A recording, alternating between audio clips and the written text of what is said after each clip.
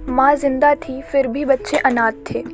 कभी कभी ज़िंदगी इंसान से वो छीन लेती है जो सामने होते हुए भी दूर हो जाता है। ये कहानी भी कुछ ऐसी ही है, जहाँ माँ जिंदा थी, सांस ले रही थी, दुनिया में मौजूद थी, फिर भी उसके बच्चे माँ के आंचल से अनाथ थे। गांव के उस छोटे से घर में कभी हंसी गूंजती थी। सीमा 2 बच्चों की माँ, बड़ा बेटा आरव और छोटी बेटी गुड़िया।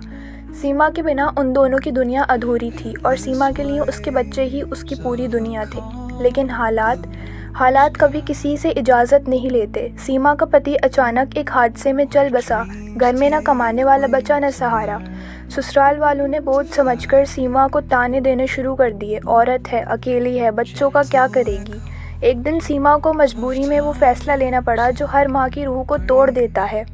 उसने अपने बच्चों को अपने मायके भेज दिया। बस कुछ दिनों की बात है, यही कहकर उसने बच्चों को गले लगाया। आरव ने पूछा, माँ आप कब आओगी। सीमा की आंखों से आंसू बह निकले, लेकिन होठों पर झूठी मुस्कान थी। जल्दी बेटा, बहुत जल्दी। लेकिन वो जल्दी कभी नहीं आई। मायके में बच्चे थे लेकिन माँ का प्यार नहीं था। रात को जब गुड़िया रोती तो कोई उसकी माँ की तरह बाल सहलाने नहीं आता। आरव जब स्कूल से उदास लौटता तो कोई उसके माथे को चूमकर नहीं पूछता, क्या हुआ मेरे शेर। गांव के बच्चे चिढ़ाते, तेरी माँ तो छोड़कर चली गई। आरव चुप रहता क्योंकि वो जानता था उसकी माँ ने उसे छोड़ा नहीं था, बस हालात से हार गई थी। दूसरी तरफ सीमा, वो शहर में काम कर रही थी। दिन में घरों में झाड़ू पोंछा, रात को अकेले कमरे में आंसू।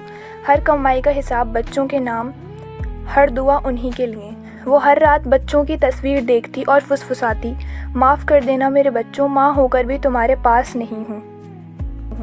सीमा माँ थी, लेकिन माँ होने का हक उससे छिन गया था।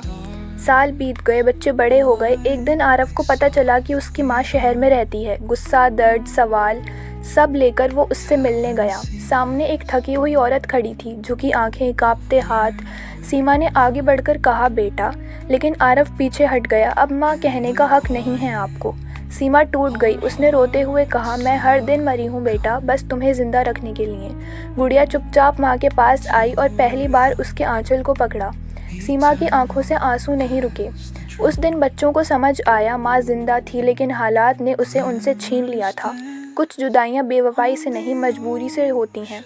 और कुछ बच्चे अनाथ नहीं होते, बस किस्मत से दूर हो जाते हैं।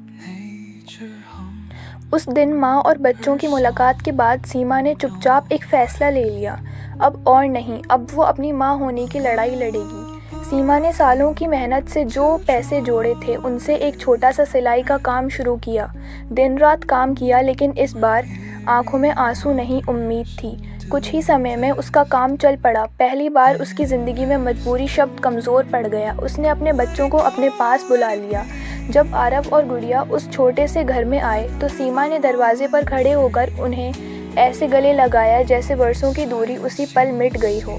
गुड़िया ने माँ के आंचल को कसकर पकड़ लिया और बोली, अब नहीं, अब कहीं मत जाना। सीमा मुस्कुराई। उसकी आंखों में आंसू थे, लेकिन इस बार खुशी के।